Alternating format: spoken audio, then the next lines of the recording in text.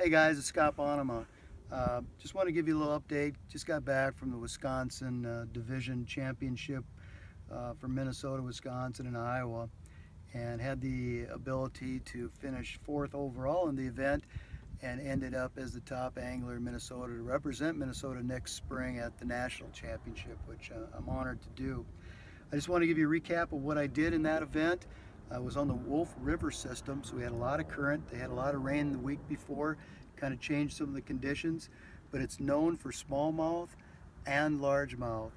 And the first day of the event, I weighed in just under 15 pounds, like 14 3/4 pounds, and I caught 3 keeper largemouth at the end of the day that were crucial, as well as a couple of 3-pound smallmouth. The baits that I were using to catch the smallmouth during the week, during the work week, was the Storm 360 in a herring pattern. Very solid hook. You'd hook up on the fish, you rarely ever lose those fish. 7-pound fluorocarbon line to 10-pound braid. Pretty simple. If they were not biting on a moving bait, I used the very, very basic Ned rig, and really all it is a mushroom head with a very small piece of what appears to be like a Senko. It's called a Ned rig, and the smallmouth really like to pick that up, and it would just bounce down the current on the rocks.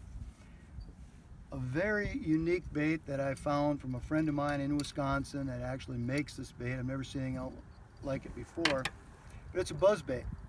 Nothing special about a buzz bait, except this buzz bait has a rotatable head design. And you may think that's strange, but what happens is on a river system, you've got a lot of seawalls.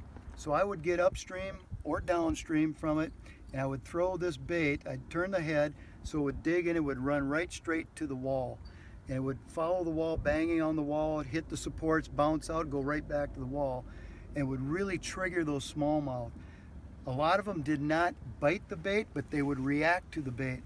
When I would see that, I would be able to slow down, follow up with a very tight cast with a swim bait, and catch a lot of those fish.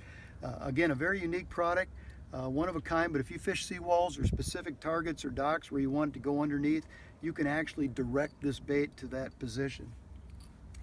And then certainly, last but not least, it was critical the first day I weighed in 3 big largemouth, and on the final day, 1 real nice largemouth.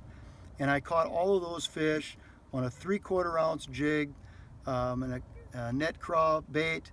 I put a little bit of chartreuse mark on it.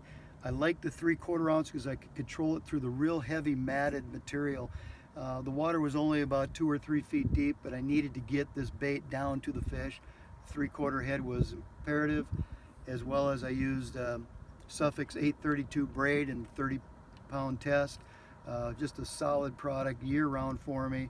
And that's really the products that I used for the 2 days of the event. I'm honored to be able to move on. If you get a chance, visit Wisconsin. It's a great place to fish. The people there were awesome, and I look forward to going to a national championship.